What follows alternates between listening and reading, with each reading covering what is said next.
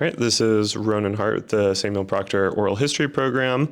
It is about 10:30. We are in the O'Neill Reading Room, sitting down with Dr. Julian Saporiti. I'm also joined by Dr. Maggie Clifford. And Deborah Hendricks of the Oral History Program. Okay. Well, do you want to start off? Sure. Julian, it's been great to get to know some of your work this week as you're in a residency visiting here, the University of Florida. And there are some themes that have come for me through hearing your stories over this past week. And I have a couple of them that I would like to pursue with your stories. The first I was wondering if you would talk to us about is the concept of music and belonging. And for me personally, I started to see this theme yesterday for you as you talked about the TGA. So I wondered if you would tell us a bit about the TGA. Absolutely, that's a great place to start. So as a musician who was born in a city of music, Nashville, Tennessee, and is the son of a musician and music industry executive, as well as a painter, or as well as my mother, who is a painter. Music wasn't so much a thing to chase after or pursue, but just kind of the soup that I came out of or am still stuck in. And the TGA that you're referencing is probably the most pivotal musical moment of my life, only by a hair over dozens of other pivotal musical moments from that Nashville upbringing. But this was when I was in 7th grade at Harding Academy, which is in Belmead, Tennessee, which was started in, I think, 77, right as Nashville was integrating its public schools. It was named for General Harding, who owned the plantation and the slaves on which the land of the school rested. We were called the Generals until recently. Maybe they'll go back. It seems like they might. I don't know what's in the air down there in Nashville. But it was an awesome school. Confederate general name, white flight history aside, it was just so wonderful and safe, and the teachers were amazing. Still to this day, my favorite educator in the world, even after too many degrees in academic programs, is still Miss McKnight from 7th and 8th grade French, the kindest person I've ever met. So while I'm taking these French classes with Miss McKnight and social studies and maths and all these other things that we take as young Southern boys and girls, and truly Southern boys and girls, like 7th grade, when the TGA happens, is also the year of fortnightly, where every 2 weeks we would go on Thursdays, I think, to a ballroom and learn how to dance and etiquette and things like this, which Southern boys and girls would know about. Like a cotillion kind of thing. Yeah. So this is this is what I'm in. I'm also a big athlete. I'm playing tennis all the time, junior tennis. I was a very competitive swimmer as well, played on the basketball and soccer teams. But music was always around, and music was always bubbling, and I was just starting to get some of my own CDs in 7th grade. And I remember what my dad bought for me at Circuit City, which for anyone ever watching this was an ancient consumer big box retail electronics store made of magic and washing machines and televisions and the CDs or compact discs that I'd listen to music on. And I bought Sublime's self-titled album, and I bought Weezer's Blue album, and I bought Oasis's What's the Story? Morning Glory. Those were the first 3 albums I bought, and they were amazing. They were very much from the advice of the boys at my school who I looked up to, who were musicians, who were in 7th and 8th grade, one of them being one of my true best friends, Michael Fairhurst, who had, I think, if not the best, one of the best of the 11 bar mitzvahs I went to that year, again, 7th grade.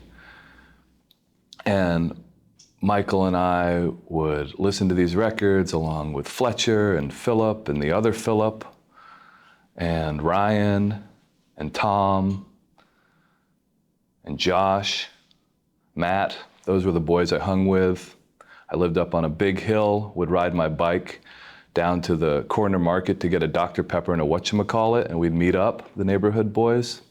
Again, this is the kind of like background to the TGA. The TGA happens in the spring. I know it happens in the spring because this is when the music assembly in which the TGA unleashed itself upon the world happened, and it was called the Spring Music Assembly. So we're sitting there in this gym that our basketball coach called the box to make it seem intimidating, but it was really just called the box because it wasn't a regulation-sized gym. The three-point line didn't extend all the way out to the corners. But we use that as like this is our home court advantage kind of thing. So the bleachers are all pulled out on one side. I'm sitting there like second row, great seat right in the middle. There's like the choir that was like 14 gals, and then like Joseph, I think, was the one guy who sang bass, as much as an 8th grader can sing bass. You had like the wind band, you had, there was a ska band. I remember Kane played saxophone in the ska band, and Julie and Maggie and Lindsay sang like co-unison vocals all the time. That was really fun.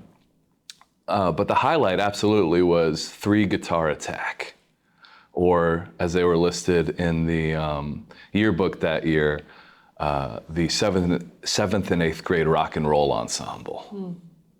3 Guitar Attack was the street name, TGA. So I had known that Michael played guitar. He had wowed me. He had played on my dad's guitars when he came over to the house for sleepovers and stuff like that.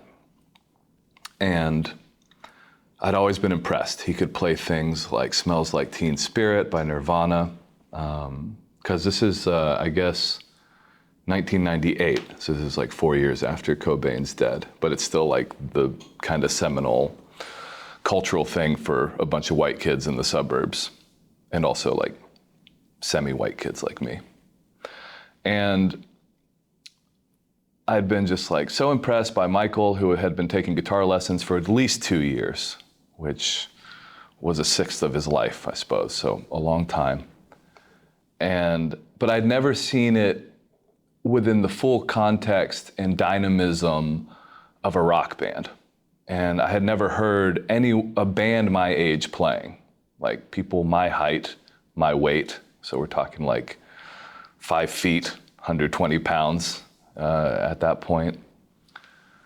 But there was TGA, 3 Guitar Attack, the 7th and 8th grade rock and roll ensemble, Harding Academy, center gym. I'm right there in front of them. You have John Rogers, the music teacher's son, in the middle, singing lead vocals. And they were all 8th graders except for Michael. That's how exceptional he was.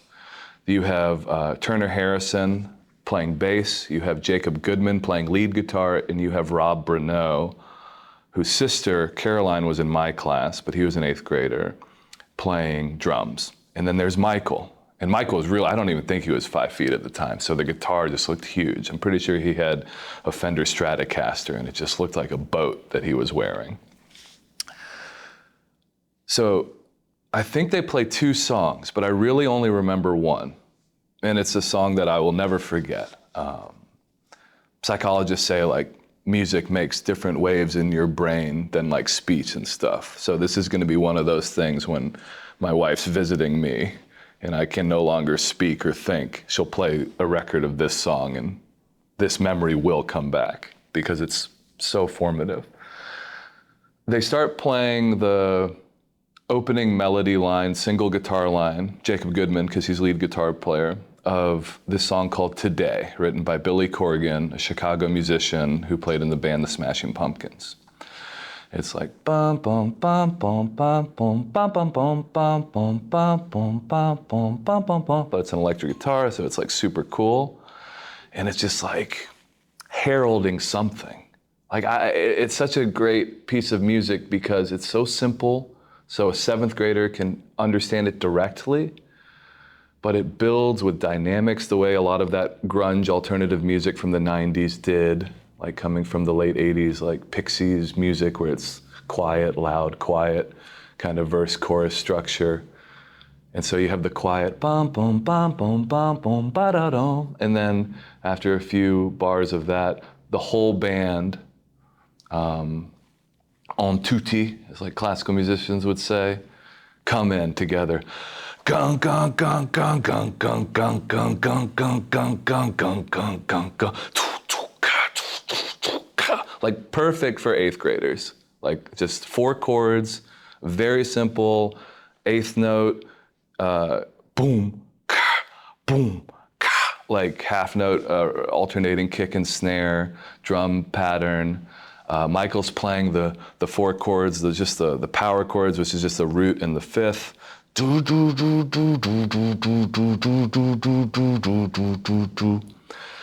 And John's just kind of sitting there in the middle.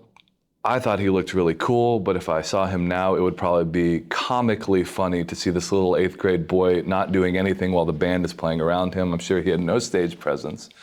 But to me, the mythology was, it wasn't even immediate. It was a moment in my musical experience where I felt the future mythology I'm telling you in this moment in real time, if that makes sense. I was projecting, how long ago was that? 27 years into the future to this moment where I would recall this story to you as a 7th grader as it was happening. That's how monumental this was. It wasn't just immediate in the present moment. This was like future moments forever for the rest of my life. It was that carved into my brain. That's what was happening. And we all have those musical moments. That's what we were talking about in the songwriting workshop yesterday, asking the kids to tell us what those moments were. And this is what I was saying. TGA, the band finally quiets down after that intro, which has got to be like 45 seconds to a minute or something, but felt like the entire life that I should have led up until that moment. It was like a new pathway for me. And then John finally, they quiet down, and it's just really just soft, and then dun, dun, dun, dun, dun, dun, dun, dun, dun, dun. And John singing, today is the greatest day I've ever known, but probably, today is the greatest day I've ever known. Can't live for tomorrow, I might not have that long. I'll burn my eyes out before I get out. So we're talking about lyrical content that there's no way I'll understand until much later, until I'm like a fully mature 15-year-old, probably, that a 12-year-old couldn't quite grasp, because I wasn't really understanding things like the depression or ennui or angst or like suburban boredom that went into Billy Corgan's writing of this song, which he once said was written at a stoplight, that he, in the rain, that then turned green, and he was so sad and depressed that he just stayed there, and then it turned red again. And apparently that's where the refrain of today is the greatest day I've ever known. I didn't understand sarcasm or contradiction or irony especially, which was kind of the mode of a lot of kind of like self-pitying lyricist white guys from the 90s. But it hit, because it's, again, such a perfect song for a 7th grader. Today is the greatest day I've ever known. It doesn't really matter what the lyric is. I can understand all of those words. Like I can understand the do-do-do-do-do-do-do-do. That's like a little like baby Mozart piece or something like that, right?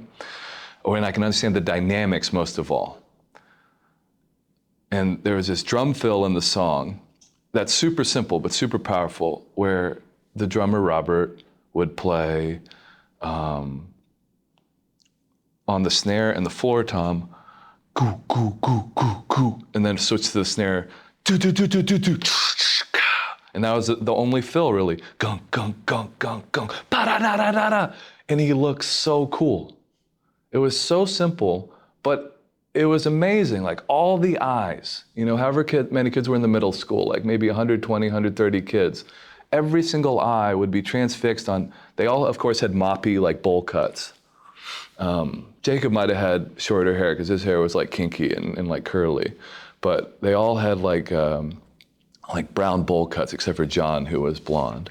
But yeah, when Rob would go into dun, dun, dun, dun, ka, ka, ka, ka, ka, ka, I was just like, oh my gosh, like, I think in that moment, I wouldn't understand this until I became like a musicologist later and really researched like all the different uses for instruments across the centuries. But like in that moment, it became clear why drums were marshaled for war, why they would herald in the armies. Mm-hmm. That's what Rob was doing. He was like heralding in like the rest of the boys to blow our minds.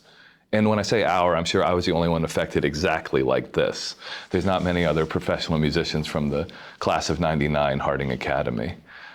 Philip hung on for a while. We played in the band, but I think I'm the last survivor of the musical minds. And they continue, and really, you know, this, like I said, the song is approachable, it's great, it still is a great song, but it was Michael, it was a connection to Michael. It was knowing someone so intimately, right? Because there's far fewer intimate relationships that you'll ever have in your life for a young boy than the sleepovers that we would have in these years, where we'd get together and sneak out of each other's houses and go pull pranks on our teachers or our neighbors, like just stuff that was quite illegal and not great, but very fun. It's like combatants together in a very silly way. But then to see that person also not only be a midnight combatant of the toilet papering and the eggs on houses and the bologna on cars and stuff like that, but also a poet and an artist and a troubadour and a musician. It's like, oh, what can we do with this life? What can we do besides hijinks or the schoolwork that we don't want to do? And seeing Michael playing the arguably least important role in this band, but by far the most important conduit for me into this life of music, seeing him play what might as well have been Carnegie Hall or Glastonbury Festival, it changed everything for me. It was you can do this. Even though I was raised in the music industry, I had this crazy childhood of country music stars coming over all the time, going to their ranches and hanging out and that kind of stuff, going to my dad's offices downtown on Music Row. This was my music of quote unquote my era, right? Not my peer, but the generation before me. These were the ones carving out what, for better and worse, would be my culture in the late 90s and early 2000s. And Michael was a practitioner of this culture. And TGA, Three Guitar Attack, were that gateway. So their moment, if we zoom out from Michael's fingers on the 6 strings, to that big Fender Stratocaster on his little body, to Michael's face in absolute earnest, looking down at his fingers, trying to nail every bar chord, over to Rob Burnett with the drum kit and all the girls looking at him. I'm sure that was a big part of it too. To John Rogers, to Turner Harrison, to Jacob Goodman, and we zoom out to that spring assembly and their little pimple of a band in the midst of all this choir music and pomp and circumstance, quite literally.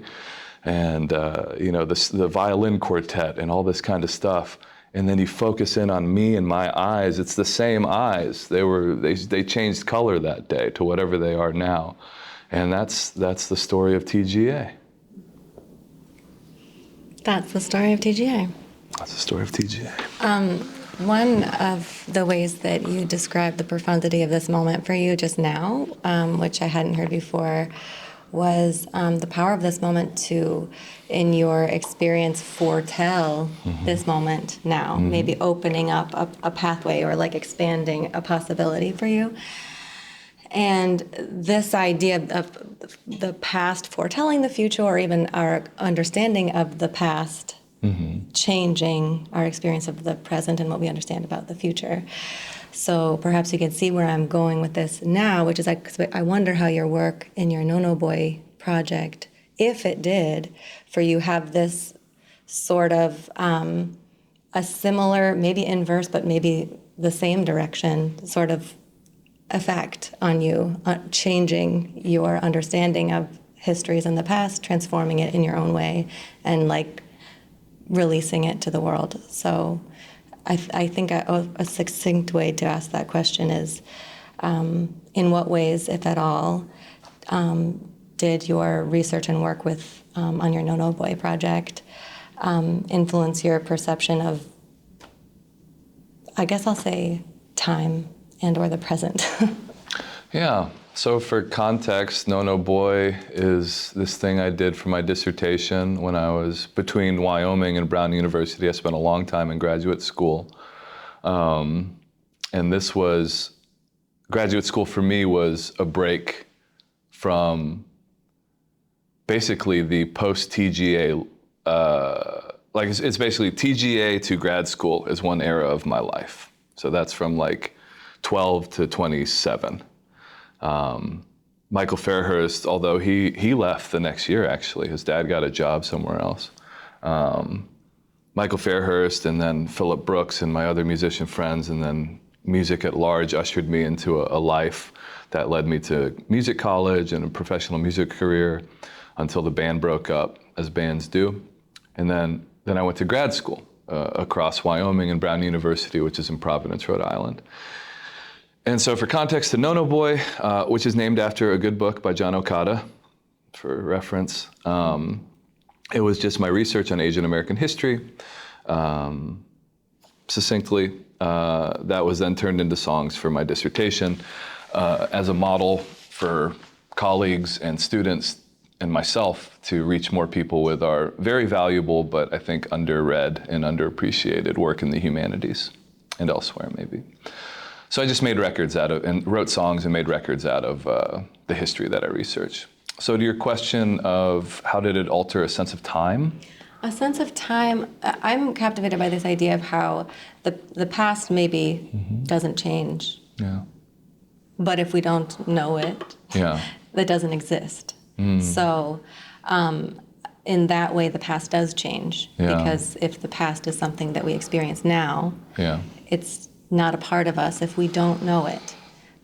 I mean, but maybe it also is subtly, but without consciously being aware of it, it can just bubble up in ways that are maybe more mysterious or less. So that's what is fascinating to me about a project like this that is so deeply historical, and but the way that you brought to life the history is a part of this like timepiece. What is the past if we don't live it now or know it now? Sure. So I think maybe the way that I would think, I try not to think about the work as much as just do it, but if I was to articulate, I don't know what it's like to go to a No No Boy concert, because I've only ever been the one doing them, but let's zoom out from one moment in particular, and maybe we'll get somewhere, which is, gosh, I want to say spring break 2019. I'm still at Brown. The kids at Brown were really good. I probably still are, but just it was that kind of like young millennial, early Gen Z crop coming into the academy or into the university as students. And Brown is very liberal, very progressive, sort of like UC Berkeley East, but with the kids are way richer. And every day there's a protest, at least when I was there, about everything except for economic class. They never, for some reason, wanted to protest the rich because 70% of them had no scholarship money, meaning their parents could pay for $200,000, no sweat. It was funny because they would there's like some really expensive Canadian brand. It's like Arctic Goose or something. You probably don't have to wear them down here in Florida. But it's not Canadian, I don't know. Canadian Goose maybe, but they're like $1,000 down jackets.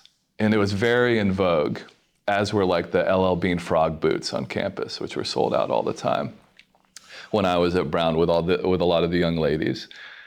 But what they would do is like put black patches over the logo of these $1,000 jackets. That's the best way I can describe the political weirdness of when I was there, which was not my favorite time in the world, because as mentioned, I'm like a Southern boy from the 80s, and so it's a bit of a culture clash. But the kids were protesting all the time, and one of the main protests were these immigration bans that were being bandied about by President Trump the first, before he got back again. And people were just so angry, so angry all the time, just like, oh my God, can you believe what's going on at the border? And this is what I was studying, immigration, refugees. This is also half of the family that I come from. Well, I guess my dad's family are immigrants too, but a little further back. But my mom really had to leave somewhere because it wasn't great, Vietnam. And so people would be like, can you believe what's happening? And I said, I don't actually know what's happening. Were you just down there? And they're like, shut up. And so for spring break, we kept just hearing every day about kids in cages, detention centers, ICE, crying, all very performative.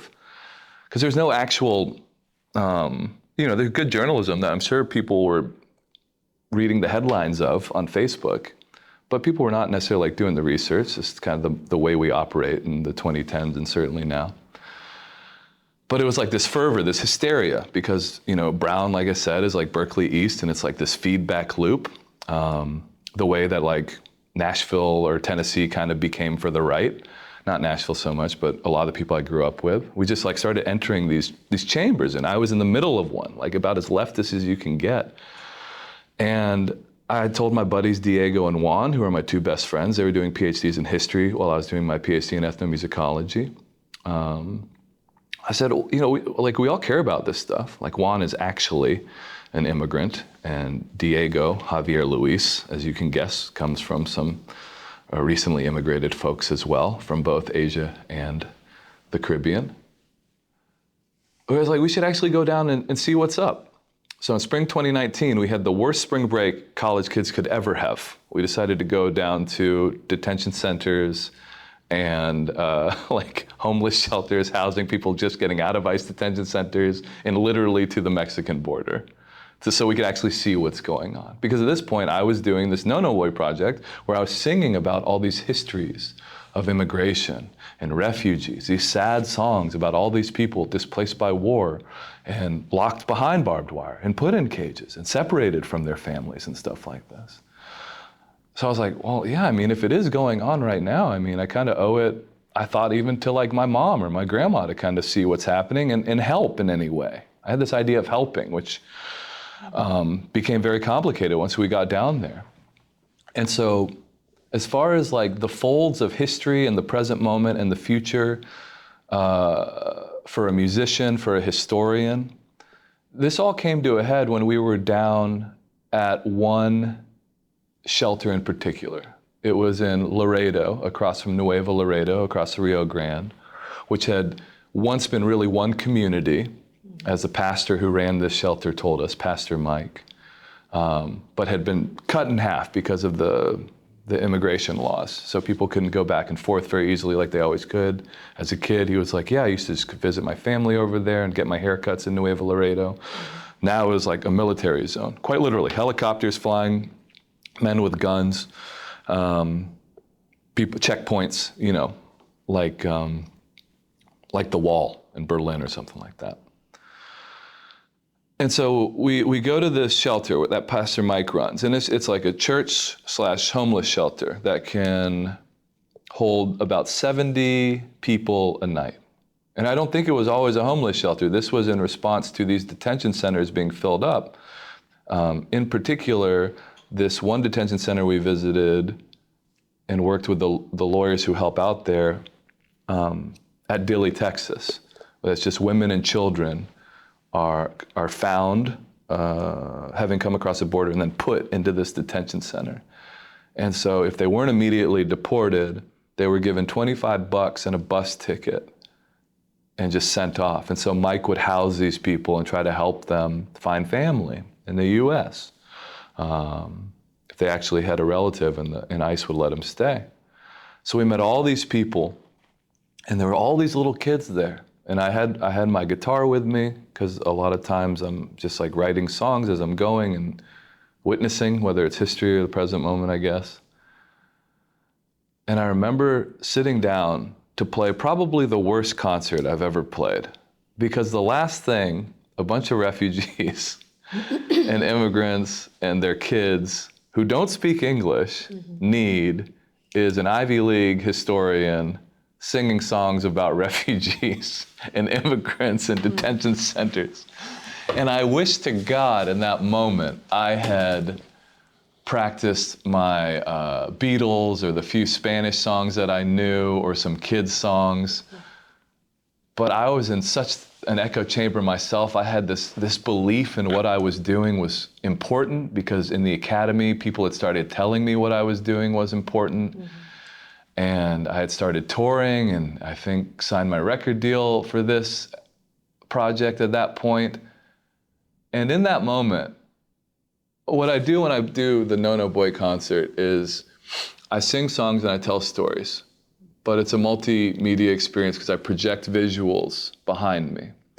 So the visuals will illuminate from my archival work pictures and movies that sort of correspond to the songs I'm singing, so you have like a multi-sensory experience. The opposite of a written academic paper. Not only is it more direct and maybe more common language, using art and poetry to try to get something more feeling-y across, but you have visuals that are trying to just let the audience sit with the complication of history, let it wash over them. So I'm looking at the archives for years. I perform in front of them every night. What happened in this moment, being in one of these moments, which looked exactly like the archives that I project, just a bunch of kids who had just crossed the river or gotten out of detention centers. I started seeing actual faces of my archive, like masks, like translucent masks, because I knew these visuals so well, of certain kids from Japanese internment camps, Vietnamese refugee camps, plastered onto these kids' faces. And it was like a mental break. It took years and years to, like, again, sort of like we were talking about with that spring music concert that was so transformative when I was in 7th grade. Another thing shifted, but in a very, very bad way. Or perhaps not bad, but maybe I got to walk into an actual path of reality from the kind of echo chamber of Brown University and the self-importance and this putting patches over your $1,000 jacket logo and the protesting everything but your own wealth and economic class all the time. And it was that concert, which my friend Anahi Castro, who became very important to me after that, who was one of the women in this shelter, reassured me, no, it was just nice to hear music, to be able to sit down, because we couldn't understand your depressing lyrics anyways. And some of those are bangers, offbeat, like, I mean, you didn't know. It's not the worst music in the world, but it's certainly not the music with the most utility for the moment of meeting a bunch of new people who had been through hell and back. Yeah. It wasn't their favorite songs, let's put it that way. No one, they weren't seeking it out. But, so that happened. The walls became the visuals of the archive to me. They were, like I said, these kids were literally wearing the masks of children from like long ago that I had seen in books and started projecting and sharing. And so when you talk about the full like time and history and like what happens when you do historical work or what happens when you combine that with music, that's, I think, that's not a bad thing. It's not a bad thing for the historian to be able to use their imagination mixed with their archival know-how so well that you can actually walk through a place and meet people. But it is a hazard of the job, especially, I think, if you do it the way that I did. And there was no one to tell me how this might go, because it's not a very common like practice to do an actual 10-year set of hardcore doctoral research and then also do a very intense process of touring and making records and turning all of that into art, so to speak. And then meeting people who pile on their own stories because of what you've done after every concert. that was like, yeah, a very big tipping point. I think that was where any kind of self-importance for the project stopped. Any kind of like, oh, what I'm doing is a good thing, which is neither good nor bad, and that depends on the listener more than anyone else. But for me, I had no sense that like I was like carrying some kind of like important message anymore. I still kept doing it for a number of years after and kept writing new songs, but always with that mental, quite literal mental breakdown in as a reminder that you need to be careful with this stuff because you're not actually helping in a concrete way the people that you're singing about, whether it's historical or present. When we went and bought out the whole section of children's underwear at the Walmart and then brought it back to the shelter, that was how we actually helped on that trip. It wasn't the songs, maybe a little piece from the music, but nothing in comparison to clean underwear. So yeah, it's, I think a good historian can walk around. Like my friends who do actual history, writing books and stuff, when they do it well, they can do that. And I think musicians very much know that if they take the time to understand a story, whether that's from their own past or a historical moment, they can get at something, whether that's like the level of like a yearbook or photograph entry, like a journal entry, or something maybe they can walk around in even deeper. But yeah, it's just, that also dispossessed me of like I used to articulate a lot better, like theoretically about history or music. But after that moment, it just became, well, you either do or you don't. And so it became a lot more of buying underwear, or I was very lucky because Brown is a very rich school. So we got like $30K a year plus dental and health for our stipend, which was much more money than as a musician I'd ever made, and certainly more benefits. So for the next few years, I could use all the No Boy money, which was becoming considerable, relatively speaking, for like concert fees to help people.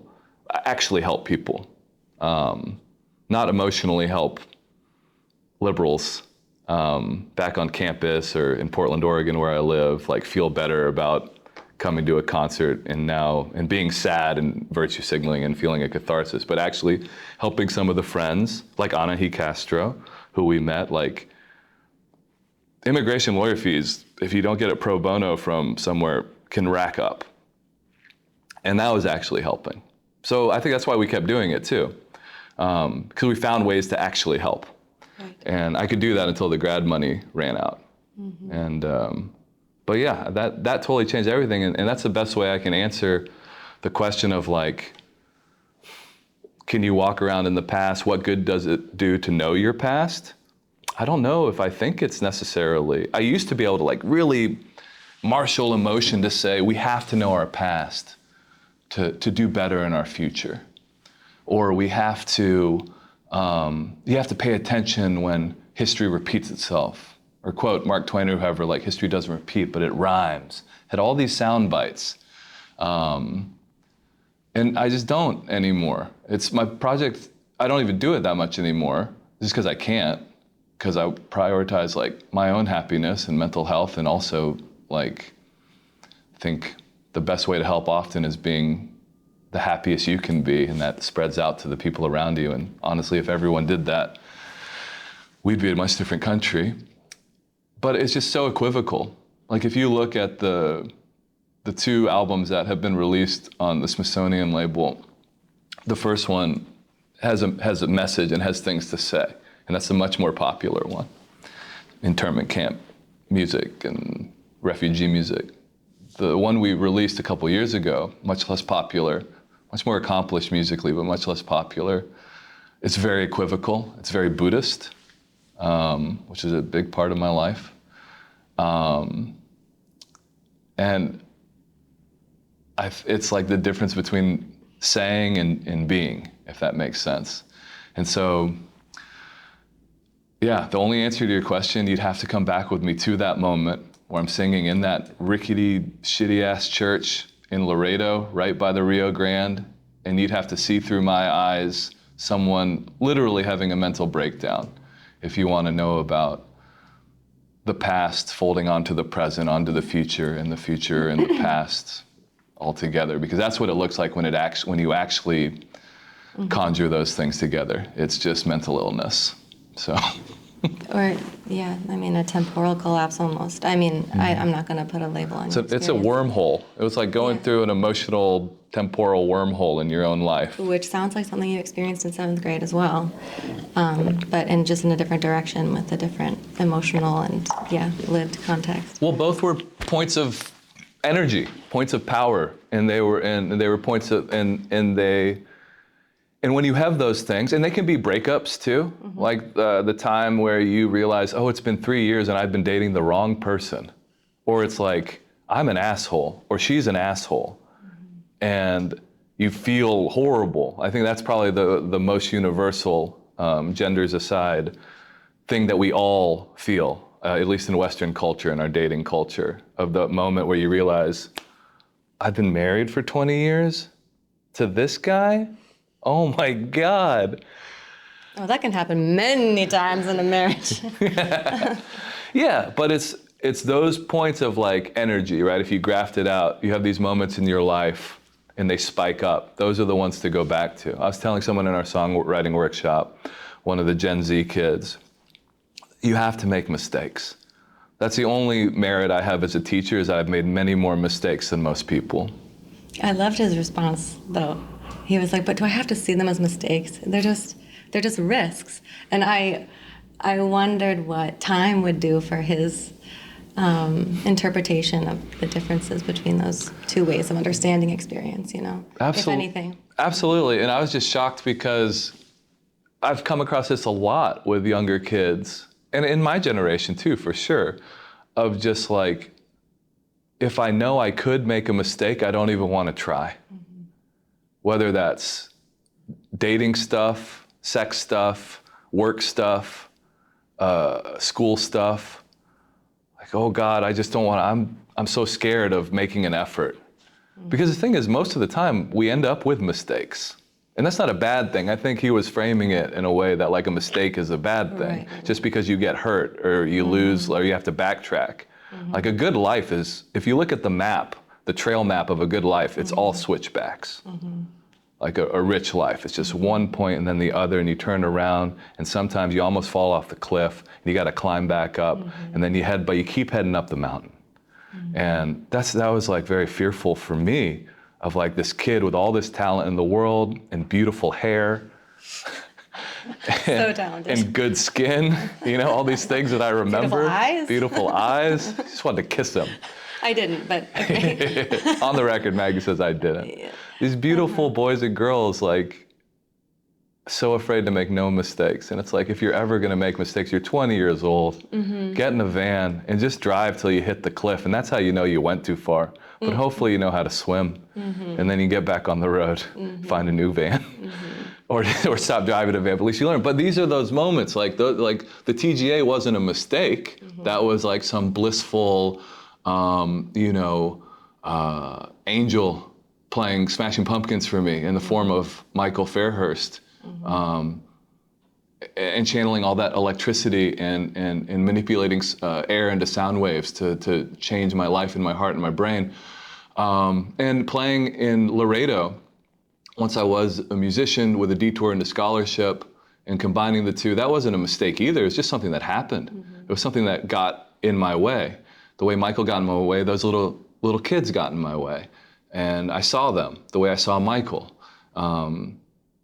And the Michael thing's a lot easier to romanticize. The TGA, string guitar band, whatever, is a lot easier to romanticize because of how beautiful it was and how positive. But they're both equally instructional. And that's super important to know. The instruction of these like energy spikes in one's life.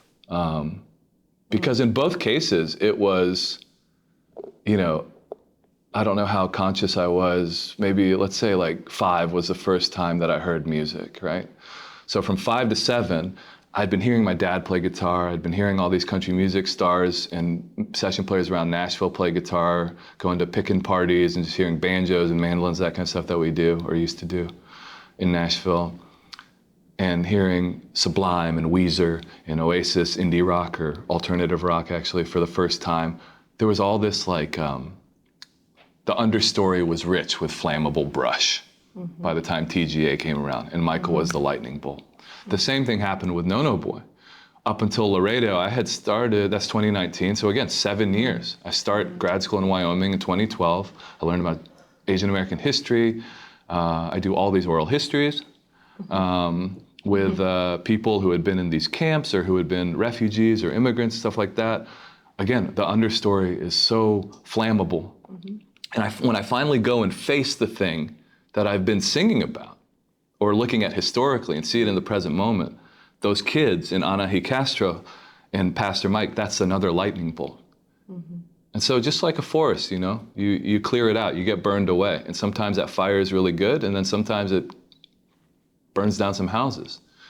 In 2019, it burned down a lot of houses, a lot of mined houses. And when I was young and I was 12, it just cleared stuff out. But either way, you need it. You can't, because a lot of times I feel like we get to the end of our lives or we get to middle age, which I'm right at right now, and the undergrowth gets suffocating and we kind of lose ourselves. It's good to, I guess not good to burn out, but it's good to burn, maybe. Yeah. I don't know. I hear in that story this, it's not like, it wasn't an inevitable thing to happen to you, but this like, collapse is the word that we've been using for this, I think, but like, the past made present, like, and that's how you can say it doesn't matter if you know the past, because it's there with you on the faces of the people that you are experiencing now. Yeah, it matters. It matters. I just can't be that person anymore to tell other people it matters. There's one thing that I've been wanting to express also, because for the past 3 years I've been teaching music and health in a class called Musical Elements of Emotion.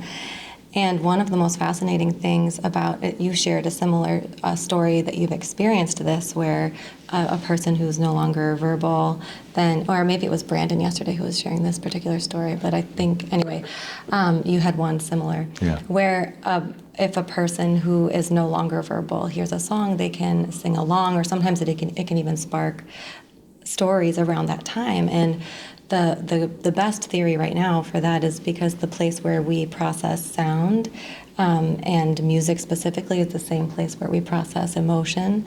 So like this direct connection, this neural connection between our processing of music and our processing of emotion, they are interlinked, and that's the last place that the brain deteriorates in the 5 stages of Alzheimer's decline. So it's like, but somehow when you trigger the emotion, then it ignites also your linguistic capacity as well. And I just wanted to call attention to that because in your telling also of how, like, maybe your friends who are quote unquote just historians, who are like just talking and not sharing an emotional package of the interpretation of the work that you've done and the histories that you've elevated, unearthed, transformed, analyzed, synthesized, brought to life. That's how you end up saying at your talk on Tuesday that it felt like you were dragging around a bag of ghosts, you know, because you're not bypassing the emotionless communication tool that we have, which is this like academic style of communication. You're bringing the ghosts to life through the emotional expression. I mean, I know this is not a show you are currently touring right now, but I just find that it's both makes your work more powerful and more accessible, the way you've talked about, like, look at how many people have listened to this music, both in live concert and on the internet and streaming. Like, it is amazing, and it has such a broader reach. I guess a question coming to me now out of all that is, would you do it over again in the same way that you did, if you were able to go back in time with what you know now about its toll on you, or what you think the actual effects are of like putting this emotion into music or these histories in an emotional package? Yeah, I don't want to leave what you were saying because I've articulated moments where I've seen, because I want to go back to the sound and music and the words attached to that music, the alchemy of song, which is just poetry and music making each other better and kind of twisting together. It's why I love it. Are one of the last things to leave people, because I saw that in the hospital when I was doing my rounds this week with the Center of Arts and Medicine. That's what our friend Brandon was talking about. He'd heard stories like this from the musicians like yourself who go around and do that. And it reminded me of all the, inevitably when you're a historian working with a very recent history that happened 75, 80 years ago, you're still finding people who are alive, but they're very deteriorated. Either they're not going to be long for the world, which is very sad because a lot of my best friends have died recently from like this project. But then you're going in and you're like playing for old folks, like in the old folks home, or when you're trying to talk to people and see if there's anything they remember from these histories. And I always come with a guitar because the straight oral history thing, I never could do, I didn't have a problem with it, but I always felt I had to give something first, if that makes sense. So I always brought my guitar and I played a song before I ever asked any questions and revealed my own vulnerability. I hate that word. Good word, hard to say. Great word, hard to say. I should be a writer. And I talked to some folks who were just drooling and couldn't remember anything, but I would play an old swing song like that some Japanese American lady had danced to in the internment camps. And she would sing every word. So I know the science is still new on that. It's not absolutely conclusive, but I think we're getting in the ballpark. Our colleagues who are much smarter than us anyways, us humanities people. But I've seen it. And then what can happen, so I saw the other day with a lady who might not be long for this world in the hospital here, was a Dolly Parton song unlocked a 15-minute story about her entire life and childhood that we wouldn't have gotten. Maybe that was a vulnerability thing where she felt open, but it was definitely also, I saw the pain, the immense pain she was in subside for that moment when that song was happening. And I saw the brain just click on a little bit more. I saw that, and I've seen that in my own work too. But before we leave that question and get back to what you want to talk about, that was a great articulation of, I think, maybe why this has been such a stressful project for me, is because whereas my buddies will do the history, and it'll be in the words part of their brain, the memory part of their brain, or they're not going through the sound part. So every history I have that I've turned into a song, which I realize I can articulate, happens to these old folks who can't speak anymore, right? I see that happening. It's happening to me too.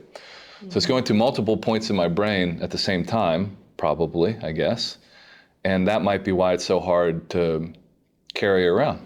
And then even when you had processed the emotions, because going through that whole process of transforming into music and performing it so many times and talking about it so many times, it can become settled for you. But then you have this other effect where you're still performing it to new audiences, and they are experiencing the emotion of the musical transformation of the histories.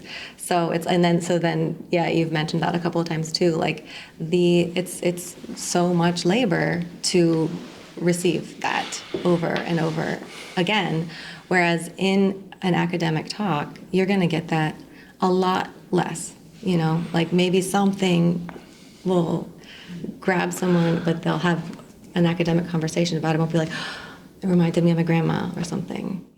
Yeah, that's for sure, because I do work with a lot of academics. I talk to people in universities all the time, and even if they have an emotional, they're not as open to having an emotional reaction to it because they are academics. So they're doing what I do, which is one, what's the validity of this work? He's doing something strange in the university. He's not reading a paper. Doesn't seem strange to me. There you go, music lady.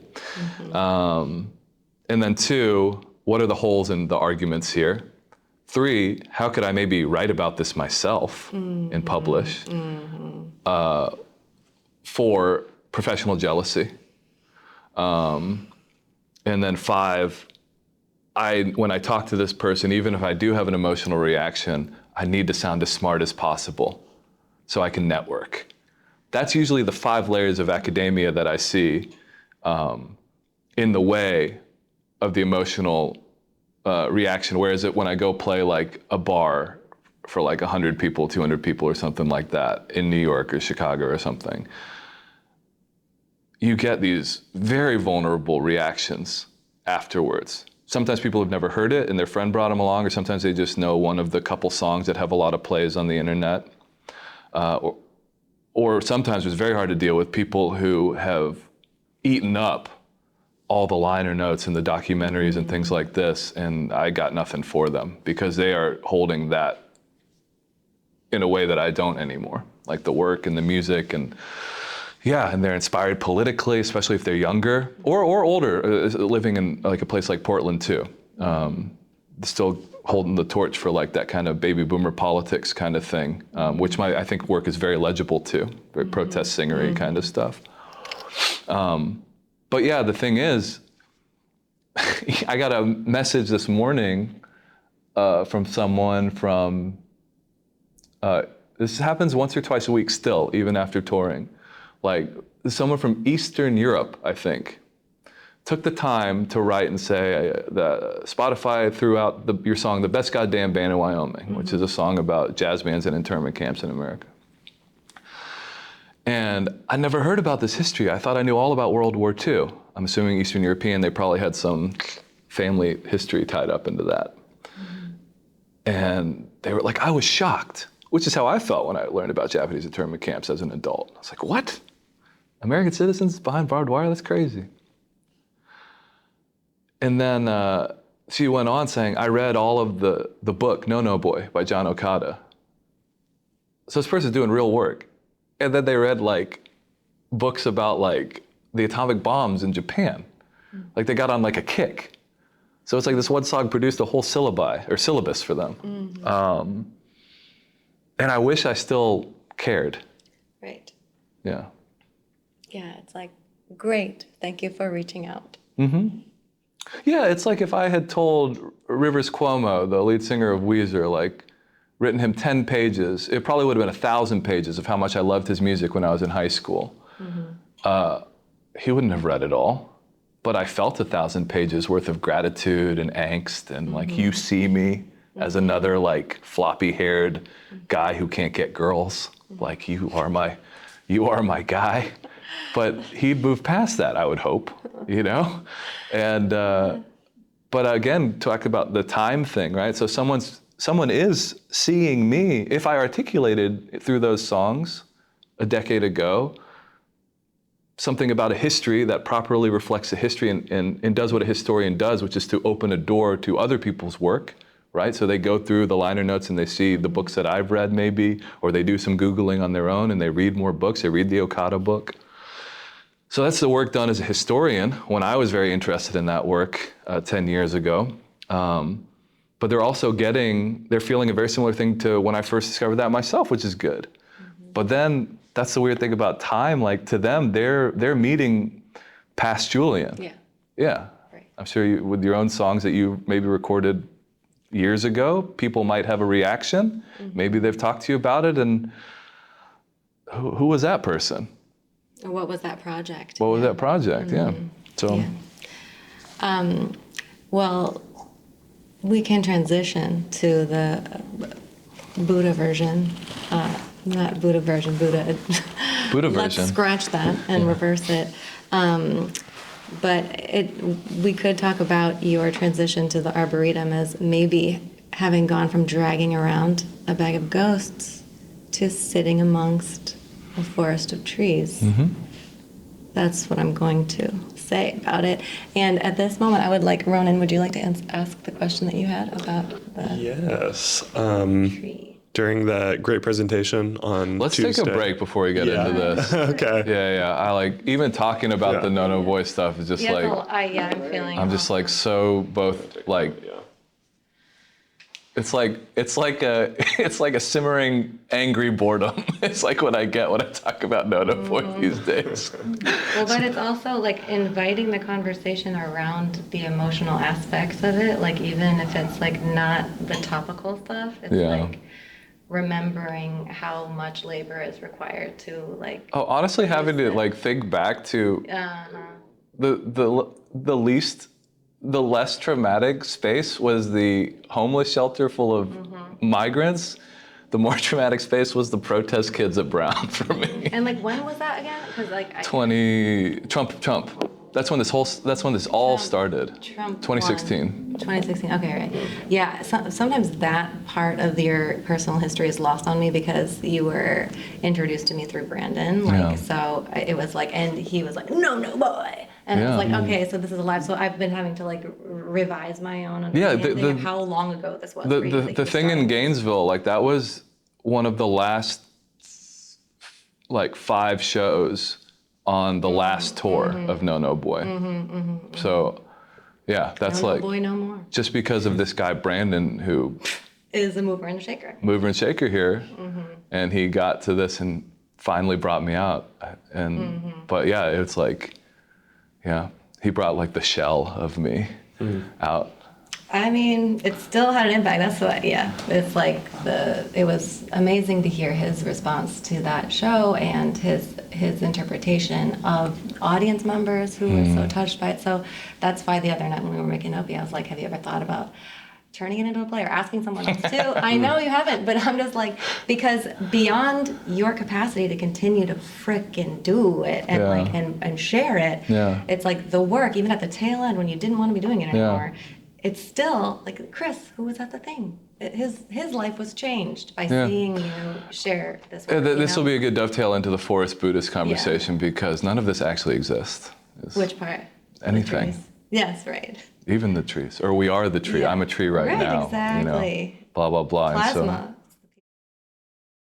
Thinking about what I think we're about to start talking to and kind of the Buddhist perspective and saying about trees that you're talking about, I had the thought that what is more like destabilizing of an ego or a sense of self than like making a doppelganger of yourself through your music or the art that you're putting out that goes and is out there as kind of static, unchanging thing as you continue to change and you have that kind of dissonance from yourself.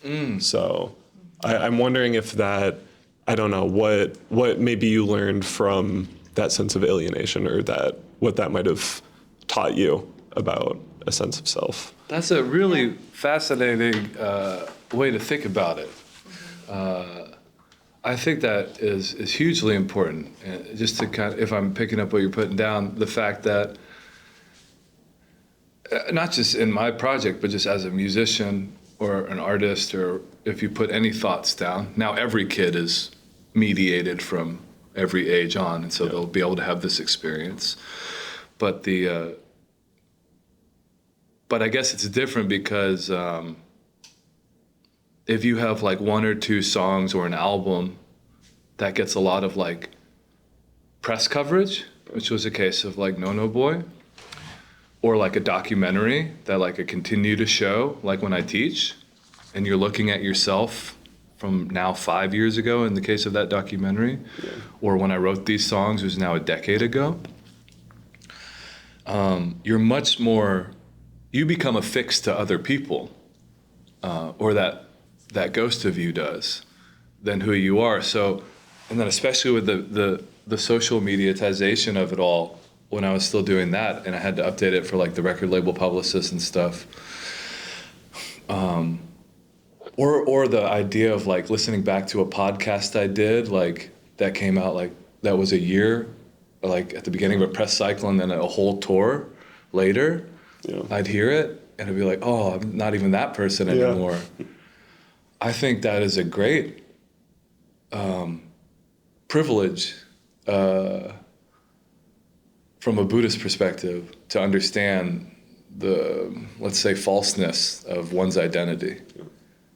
Because most of us don't get lucky enough in the commercial sense, especially as musicians, to make a living let alone have your picture taken by other people, and have it like on wherever, you know.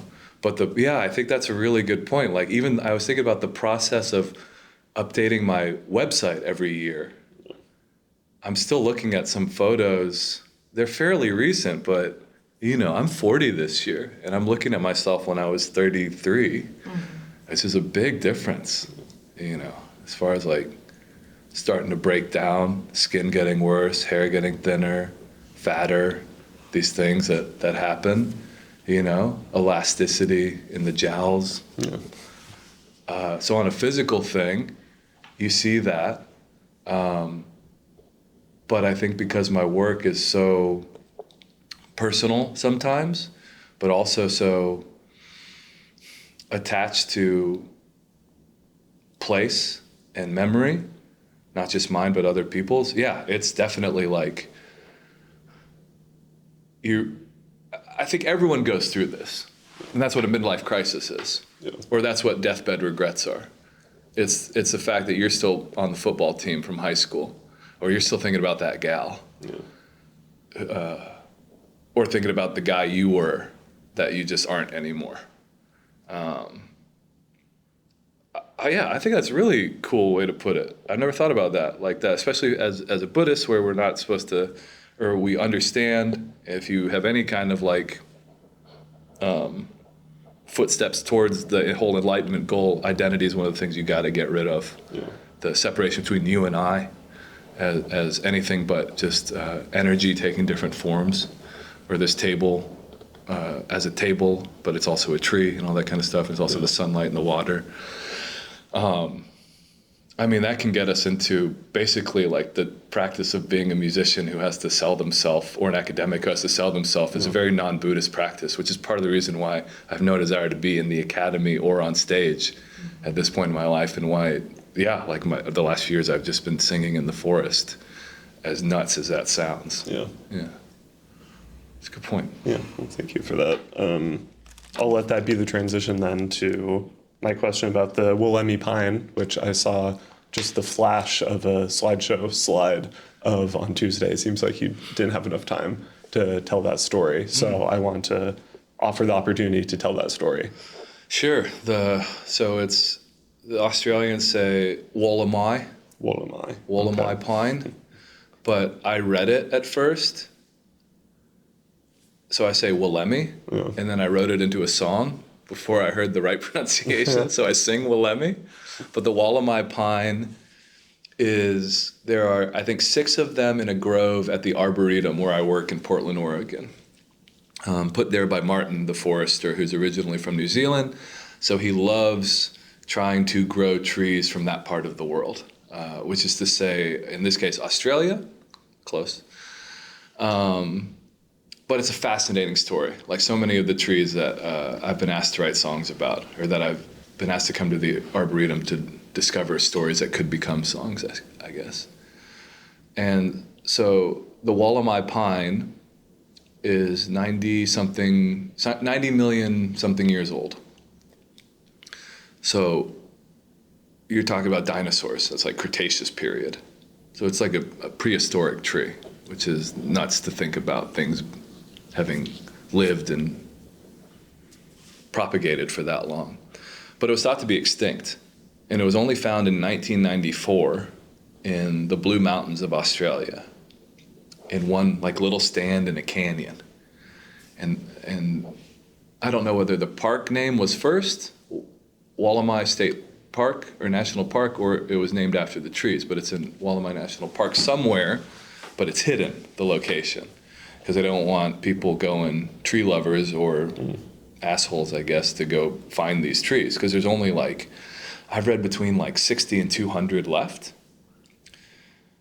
So I love these stories of comebacks, first of all, especially because, as we've talked about, like for me, I was getting really drained from the work I was doing, and working at the Arboretum is kind of like the palate cleanser, the pickled ginger of a very heavy meal that I've been eating.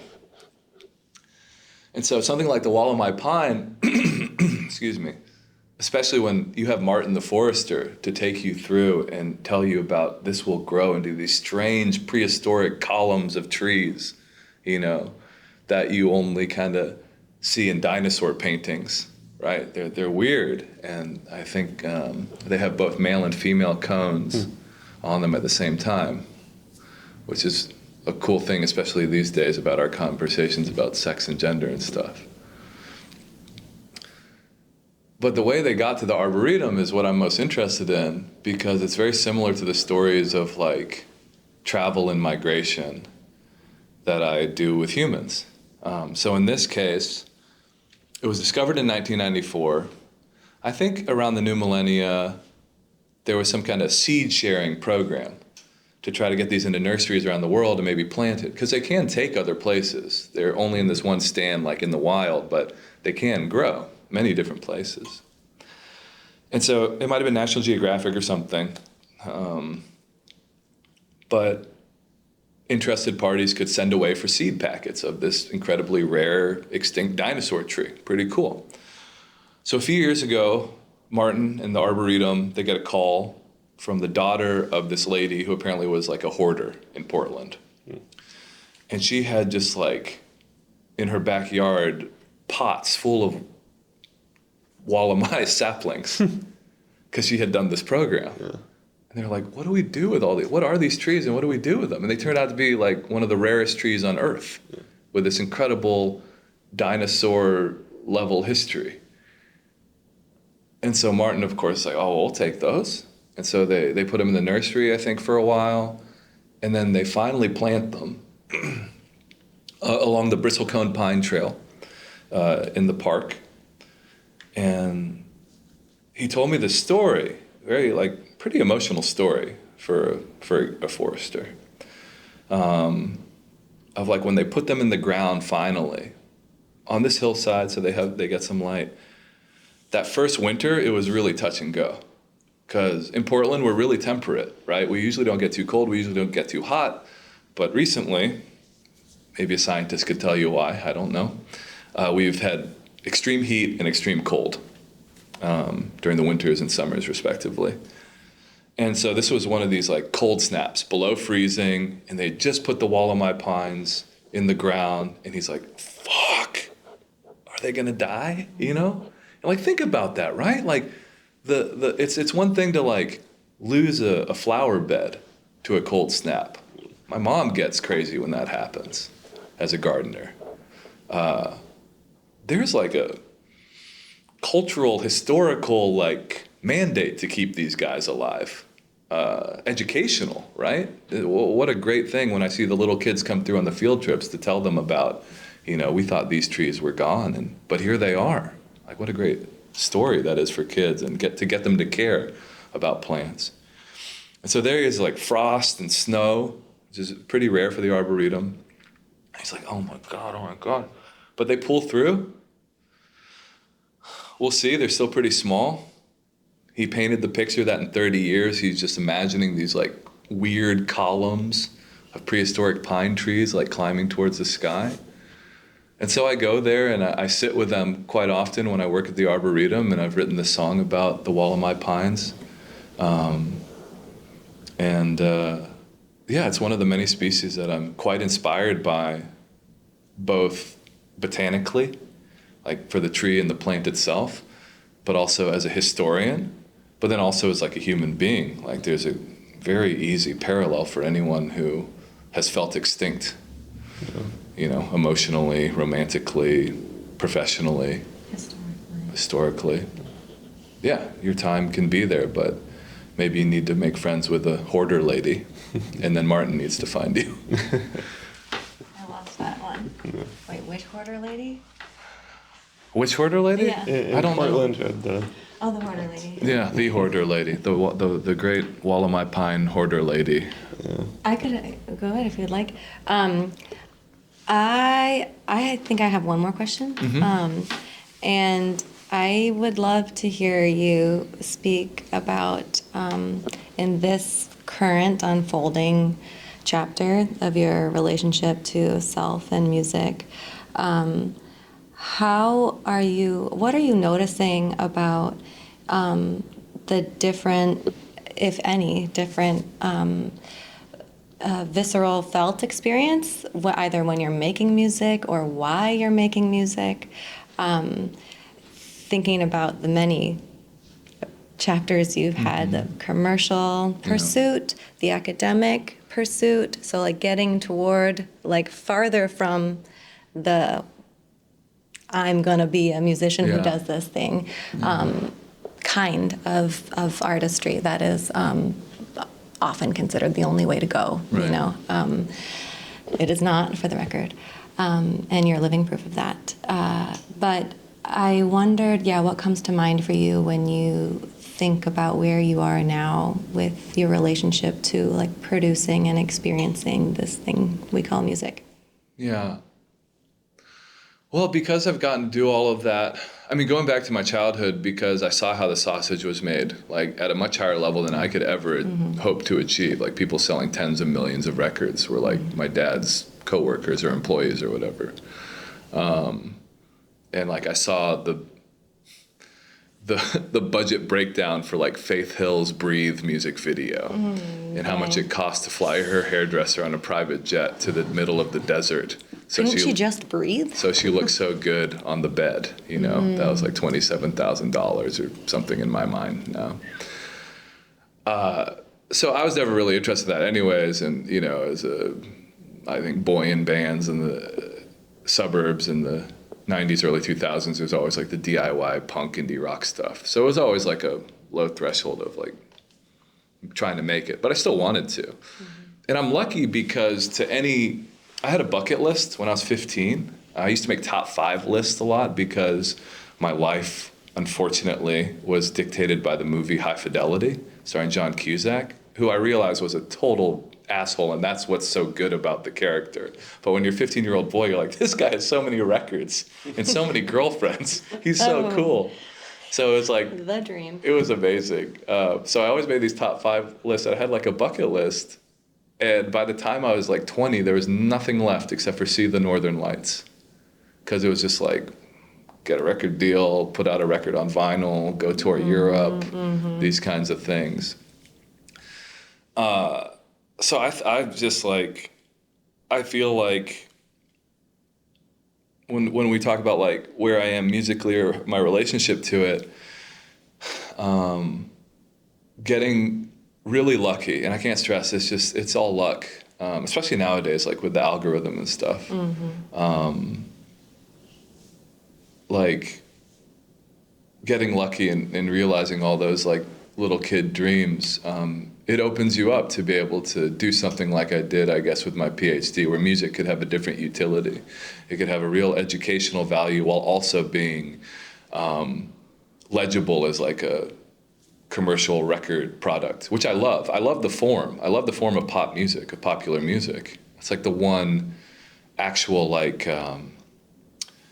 academic piece of writing I've done is for like on like popular music. I've always loved it. I think it's fascinating. I love the challenge of trying to put real academic research into something that was actually good and formally pop, indie folk subgenre, but you know, listenable. So I think, but then that was done too. And so like the love of the music remains. And that's always been there. From 3-guitar attack and then really taking up the guitar and writing songs in high school. Those moments, the moments I love about music, regardless of which path the music is aiming for, the initial moment of creation and songwriting and living a life full of switchbacks and mistakes that allows you to gain inspiration for good songs is unchanged. That's immutable. Like the inputs might differ, trees as opposed to history as opposed to girls, like the great songwriting muses of my life, I guess. But the actual sitting down to funnel those inputs into music And I'm not even talking about like finishing a song, but the process of songwriting or process of recording or playing something improvised on the piano or something, that's exactly the same as it was when I was 15, or when I was 17 and I started my first band, or when I was 19 and we formed a band in college and then we got to tour all over, or when No No Boy started. And I didn't play it for anyone. It was just the archive in my guitar and translating these oral histories into songs. Those all came in the exact same way that when I'm sitting down in front of the stand of Willemmy Pine at the Arboretum, it's just different inputs. But that's unchangeable.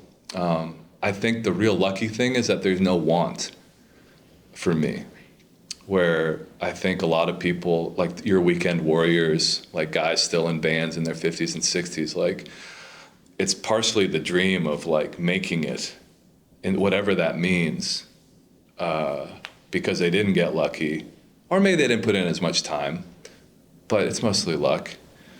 And still, they're bringing people together often. These people, like the weekend, like I'm thinking of local musicians in my hometown, upstate New York. It's like I go back there in the summertime, and the musicians who have never left or whatever, they have jobs. Like it's so beautiful that people come together and enjoy whatever covers they play. It's awesome. And this is, not to slag the weekend warrior, but I feel having done that and having that be like, okay, like what else? Mm-hmm. It's just added more adventures to the musical life. I wish I was happy playing in a cover band on the weekends. And I wish I had friends like that. I miss my bandmates from the old days, like 20 years on. You never get those kind of relationships again, you know? It's like at this point in my life, I have the best wife in the world, and so there's no girl that got away. Mm-hmm. But that's what those bandmates are. But that's what all bandmates are. You know, you can't sustain a musical relationship's too intimate with that many people. Also, you're young, so you can't sustain anything. Well, you can't sustain anything, back to the Buddhism thing.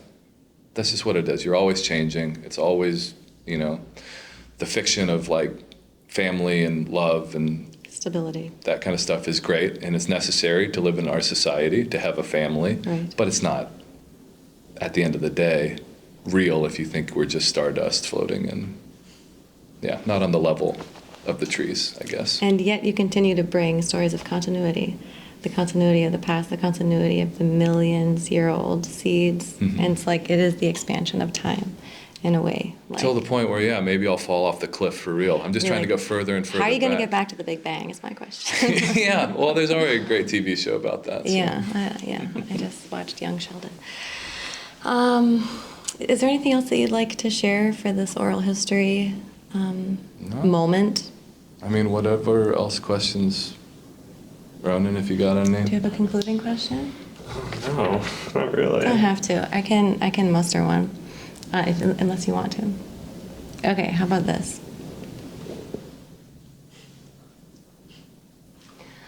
I was not super shocked, but surprised to hear you characterize your relationship to music now also as not even wanting to be on the stage performing. And so I'm thinking about tonight, for example, you're going to be performing on a stage. I have seen you give a mixed lecture performance at least twice already this week. So I'm wondering, like, what is it because of the academic connection that, like, I was like, yes, I can put myself through a week of a ton of commitments and stage time and or was it the relationship with Brandon? It's a kind of mundane question, but I am curious about the choice to come all the way back here to Gainesville for this. Oh, well, it's money. Mm-hmm. Yeah, it's like pays my rent. I wouldn't do this for free. Of course not. Because all the records are out there at this point. There's no sense of like do-gooding anymore, like proselytizing or self-importance, which is what us musicians live off of. Like, I'll pay you to play. You know, it's like what so many of us do, basically. We end up losing money and maybe we get a couple free beers and they never split the bar with us or anything like that. Like, that's again, I can't stress how lucky I am, and especially knowing the music business so well, like the amount of my friends that is just like, yeah, paying to play. It's like, that's how powerful music is, and also how much the allure of like meaning something in the world is. Maybe has anything surprised you about being here this time? In Gainesville? Yeah. Oh, I love it. Yeah. I've gotten to be way more embedded in the university, and I love coming to state schools. If I ever teach again, I would love it to be in a state school like I did at Wyoming. Because similar to here, you get kids from a much more diverse background in a real way, not the gender, race stuff, where like at Brown, it's very quote unquote diverse, but they're all like, a lot of them are really rich again, and they have this exact same political view. Good luck finding a MAGA hat on campus there. Yeah, I feel like that's where, like, when I was teaching like cultural diversity to like white supremacists at Wyoming, I was doing God's work, you know? And I have not really felt that sense at teaching at private colleges or anything.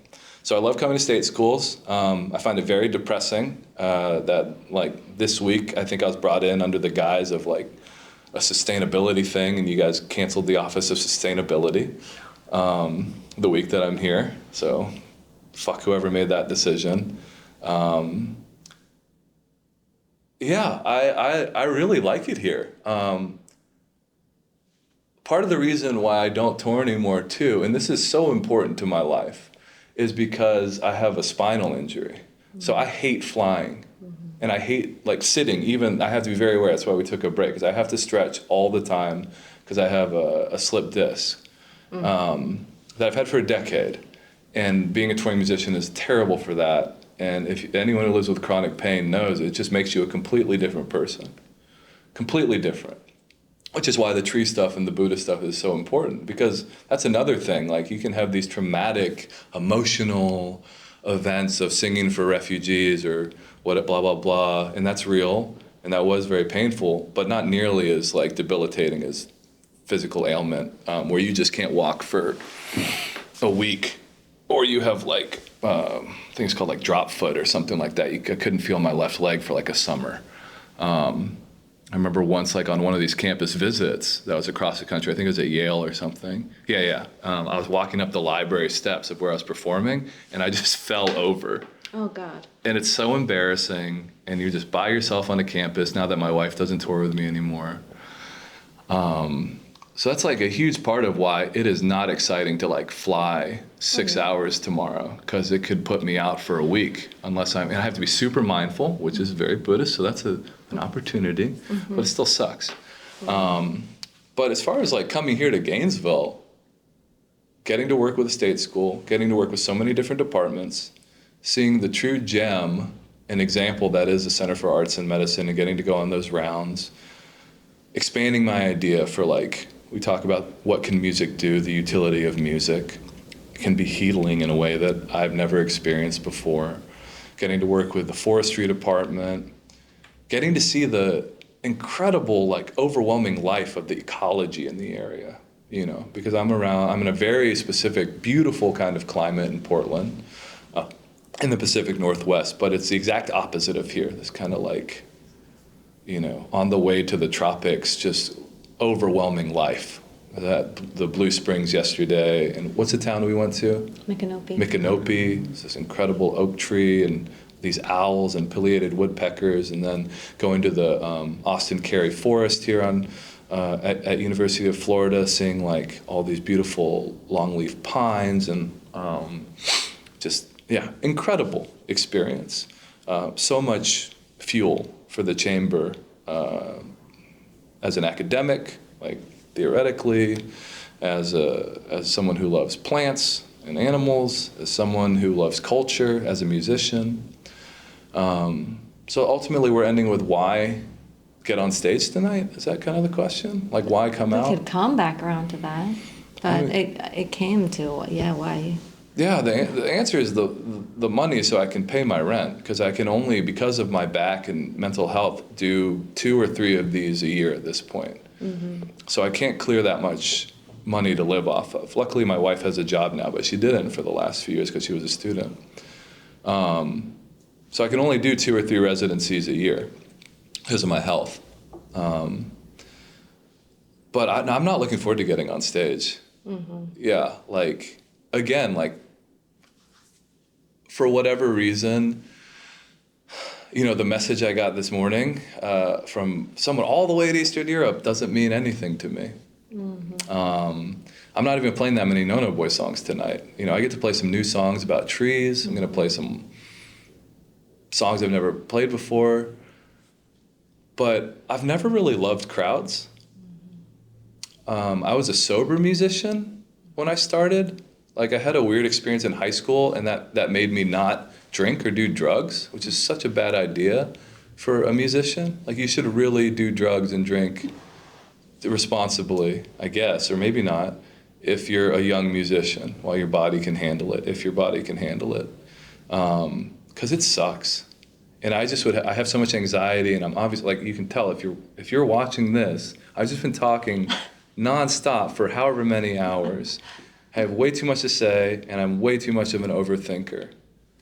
Even when I don't want to talk about stuff, it just spills out. I enjoy your storytelling. I enjoy your storytelling. That kid on stage, stone cold sober, trying to make it in the music industry, it wasn't the most fun experience. And like I said, there's probably only like 10 gigs out of the hundreds, if not over 1,000, probably way over 1,000 at this point, that I really had a good time at.